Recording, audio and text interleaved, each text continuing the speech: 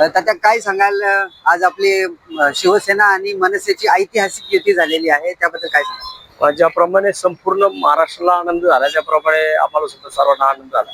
आम्ही आता नुकताच या ठिकाणी कात्रज चौकामध्ये जल्लोष साजरा केला. लोकांना पेढे आणि लोकांना लाडू वाटून आम्ही आनंद साजरा केला. मी या भागामध्ये अगदी सुरुवातीचं माझं फाउंडेशन शिवसेना शाखा प्रमुख म्हणून आहे. त्यानंतर 2006 साली जेव्हा मनसे तयार झाली तेव्हा मी शिवसेनेतनं मनसेत गेलो आणि त्यानंतरची पुढची 15 वर्ष मी या ठिकाणी मनसेचा नगरसेवक म्हणून काम केलंय. या भागामध्ये जसं मनसेचं मतदान होतं तसं शिवसेनेचं पण होतं.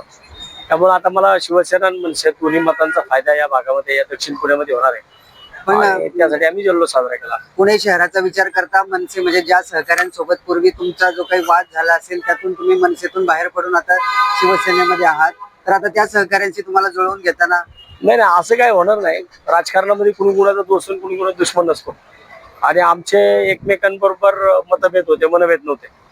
त्यामुळं आम्ही जरी कुठे भेटलो रस्त्यामध्ये तर आम्ही भेटतो, बोलतो ना.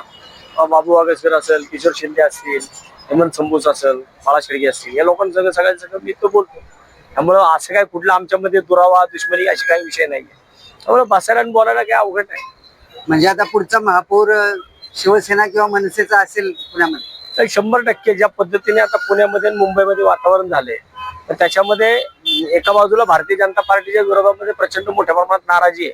कारण प्रत्येकच आयते उमेदवार घेण्याचं काम चाललंय. त्यामुळे संघटनेमध्ये असणारा जो कार्यकर्ता आहे त्याच्यावरती अन्याय होतोय आणि एका बाजूला काँग्रेस आणि राष्ट्रवादी काँग्रेस आणि शरद पवार साहेबांची काँग्रेस आणि अजितदादांची काँग्रेस ह्याच एकत्र झाले.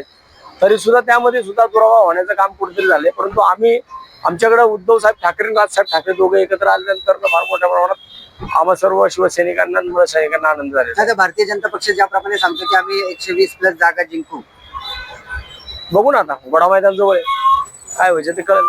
त्यावेळेस 120 आणतात का 100च्या खाली येतात ते कळेल. त्यामुळे आमची तर तयारी आहे. दक्षिण पुण्यामध्ये मी अतिशय ताकदीने या ठिकाणी लढणार आहे. मनसेची पण ताकद तुम्हाला माहिती आणि शिवसेनेची पण ताकद माहिती, मग त्या प्रमाणात जागा वाटप करत असताना ते 60-40 किंवा 70-30 करावं लागेल. कारण पुण्यामध्ये शिवसेनेने जेवढे काही उमेदवार लढवले होते त्याच्यामध्ये 8,23,000 मतं शिवसेनेला पडली होती आणि मनसेने जेवढे उमेदवार लढवले त्यामध्ये 3,73,000 मतं मनसेला पडली होती. त्या प्रमाणात जागांचं वाटप करावं लागेल. ज्या ठिकाणी कुणाची जागा आहे, कुणाची ताकद आहे ते पाहून मग त्या ठिकाणी शिट देता येते. आता या संदर्भात काही मनसेच्या नेत्यांसोबत काही बोलणं झाले आपलं? अजून माझं तर काय बोलणं झालं नाही. परंतु कालच्याला मनसेच्या यादीवरती काम करण्याचं काम आम्ही शिवसैनिकांनी केले आणि ती आमची यादी आम्ही मुंबईला पाठवली.